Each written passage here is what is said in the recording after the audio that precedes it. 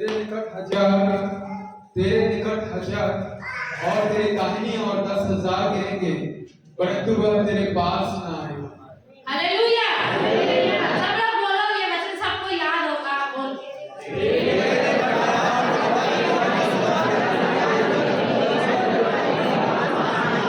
तेरे निकट और तेरी दाहिनी ओर गिरेंगे, लेकिन वो गिराने वाला तेरे पास नहीं आए। बोलो, गिराने वाला तेरे पास नहीं आए। हालेलुया। Praise the Lord. मैं आपको जो मैंने कुछ स्टडी करा वो थोड़ी देर बताती हूँ यिर्मयाह की पुस्तक से। यिर्मयाह की पुस्तक में यिर्मयाह की पुस्तक उसका 34 अध्याय से लेकर, आप मत निकालो, मैं सिर्फ आपको पूरा एक्सप्लेन करके दे रही थोड़ा सा। वहां से लेकर के परमेश्वर कुछ बात अपने लोगों से करता है यिर्मयाह के द्वारा। किसके द्वारा? यिर्मयाह को परमेश्वर कहता है, मेरी प्रजा को यह संदेश दे कि वे मन फिराएं। क्या बोलता परमेश्वर? मन फिराएं। यिर्मयाह को परमेश्वर एक संदेश देता है, एक वाणी देता है कि तू जाकर, कोई भी इधर ध्यान मत करो, वचन में ध्यान दो। यिर्मयाह को परमेश्वर संदेश देता है कि मेरी प्रजा को जाकर क्या संदेश दे? मन फिराओ। बोलो, मन फिराओ। क्या संदेश देना है? मन फिराओ। परमेश्वर ने बोला मन फिराओ, और यदि मन नहीं फिराओगे तो मैं तुम्हें बंधुआई में ले जाऊंगा। क्या करूंगा? अभी बंधुआई में जाने के लिए परमेश्वर एक राजा, बेबीलोन के राजा नबूकदनेस्सर को तैयार करके रखा है। क्या करने के लिए? इस्राएलियों को बंधवा करने के लिए। हालेलुया। तो परमेश्वर देखो, पहले चेतावनी देता है, परमेश्वर अवसर देता है, परमेश्वर मन फिराने का आपको समय देता है। अगर कभी भी हम मन नहीं फिराएंगे तब परमेश्वर हमको दुख भी देने के लिए किसी को रखता है। परमेश्वर ने वहां पर बेबीलोन के राजा नबूकदनेस्सर को रखा था इस्राएल को क्या करने के लिए? बंधुआई में ले जाने के लिए।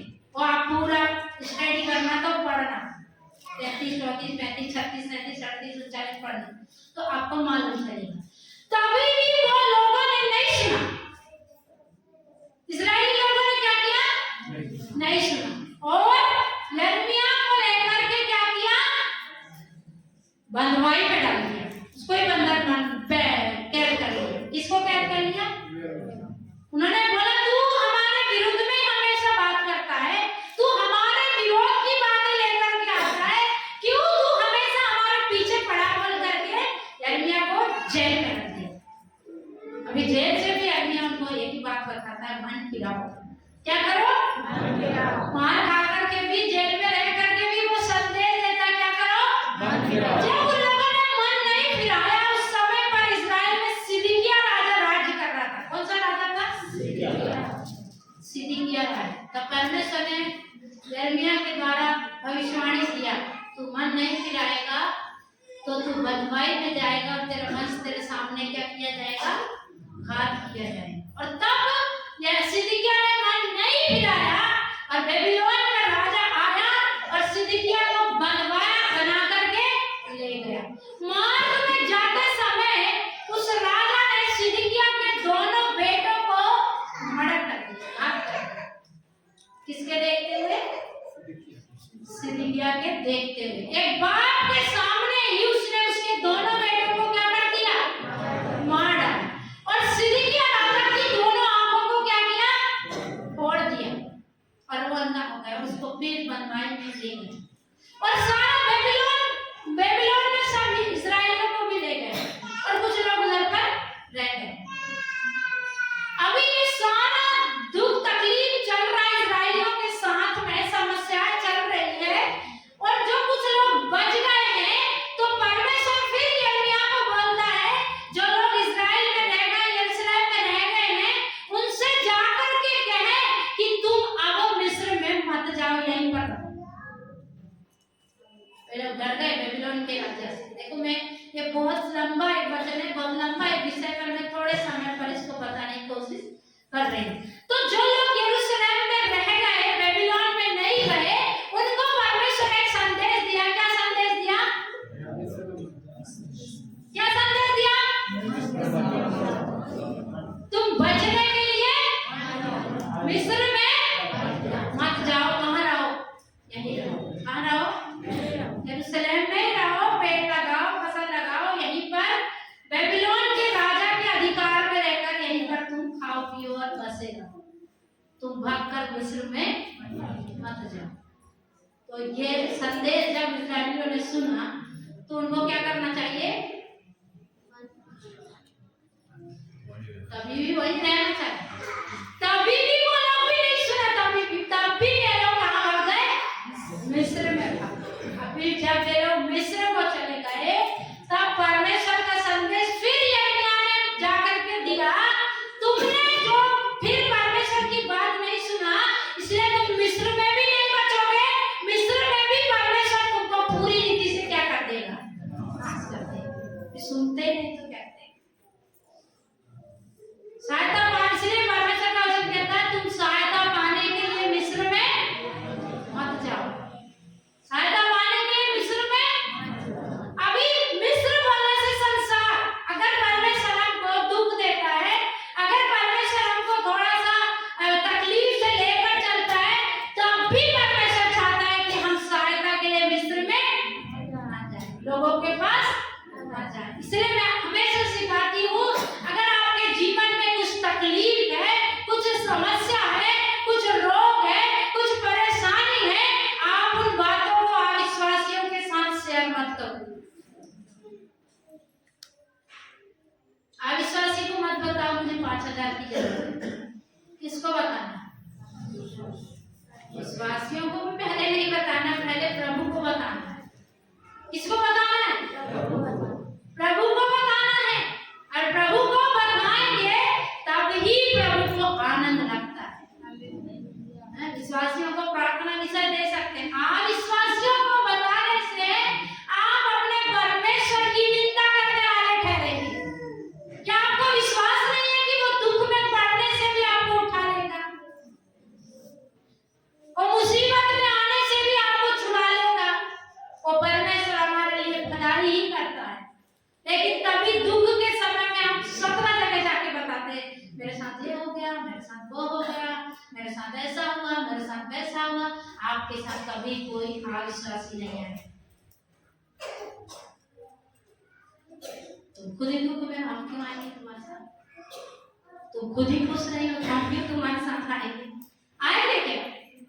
नहीं आएंगे। इसलिए अपनी समस्या, यदि आपने यीशु मसीह पर विश्वास किया है, अपनी समस्या अविश्वासियों को मत बताओ। कितने लोग ऐसा करते हैं? अभी हाथ नहीं उठाते। अविश्वासियों को बताने का अधिकार हमारे पास नहीं है।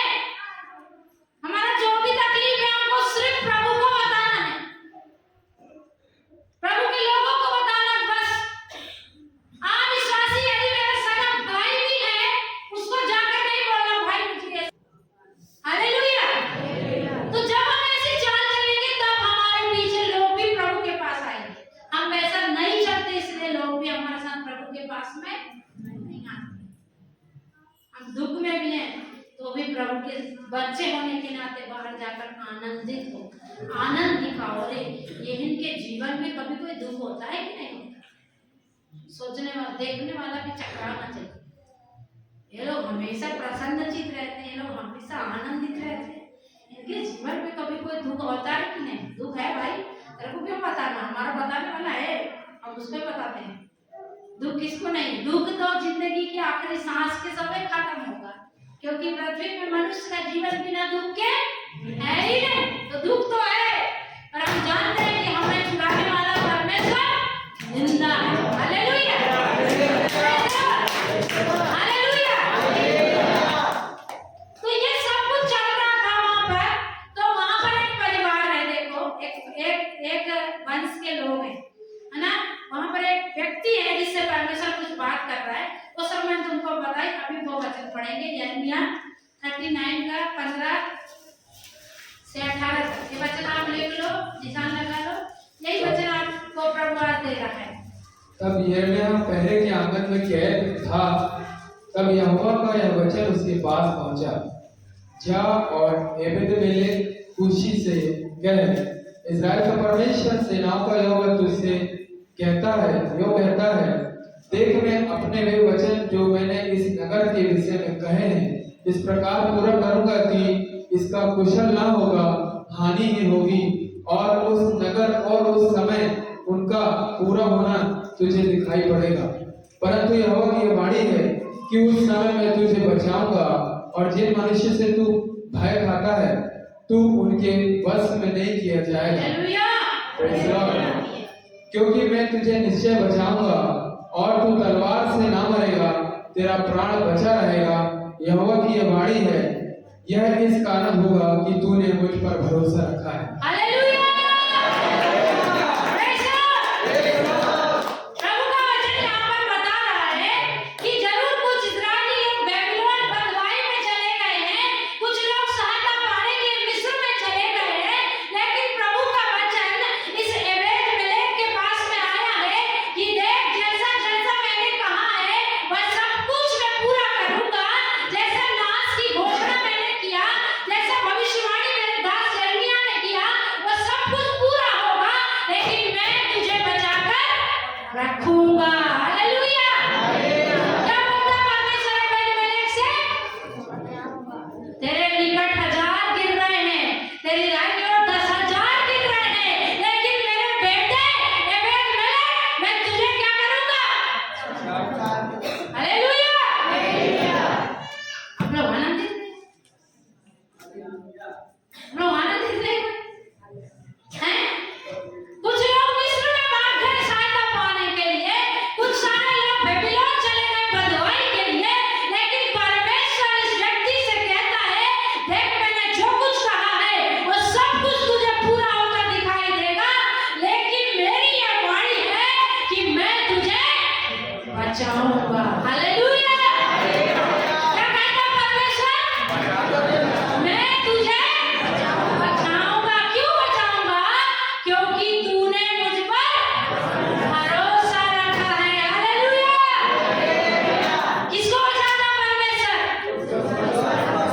चिंता मत करो कितने दाहिने गिर रहे हैं, चिंता मत करो कितने बाएं गिर रहे हैं, चिंता मत करो कहाँ सताव है, कहाँ गरीबी, कहाँ महंगाई है, लेकिन अगर आप परमेश्वर पर भरोसा रखते हैं तो परमेश्वर की यह वाणी है कि मैं तुझे बचाऊंगा। हालेलुया!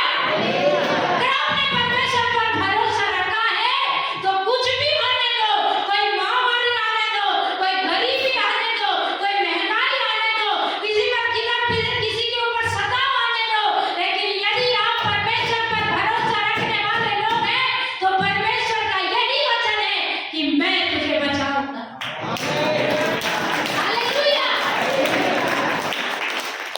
यदि हम परमेश्वर पर भरोसा रखते हैं तो वो हमको कभी भी नहीं छोड़ेगा। इसलिए वो कहता तेरे निकट 1000 गिरेंगे और तेरी दाहिनी ओर 10,000 गिरेंगे, परंतु वह तेरे पास नहीं आएगा। किसके पास नहीं आएगा? जो उस पर, कितना लोग उस पर भरोसा करते हैं? किसी मनुष्य पर भरोसा नहीं करना है, किसी भी बड़े व्यक्ति पर भरोसा नहीं करना है, हमें भरोसा रखना है हमारे यीशु मसीह पर, जिसने हमसे प्यार किया, जिसने हमें अपना लहू देकर खरीदा, जिसने हमें बीमारी से चंगा किया, जिसने हमें अपनी संतान बनाया। उस यीशु मसीह पर अगर हमारा भरोसा है तो हमें वो क्या करेगा? हालेलुया! क्या करेगा? ये सारे समस्याओं के बीच में प्रभु का वचन इस एबेद-मेलेक के पास पहुंच गया। प्रभु का वचन उसको क्या कहता है? यहोवा की यह वाणी है कि उस समय मैं तुझे बचाऊंगा। जिन मनुष्यों से तू भय खाता है तू उनके बस में नहीं किया जाएगा। हालेलुया! आप जिस चीज से भय खाते हैं परमेश्वर आपको बचाएगा और परमेश्वर आपको उनके बस में नहीं जाने देगा। हालेलुया! इसलिए वचन में लिखा हुआ है, तुझे एलियन के जाल से बचा लेगा, महामारी से बचा लेगा, वो हमको हर चीज से बचा सकता है। हालेलुया!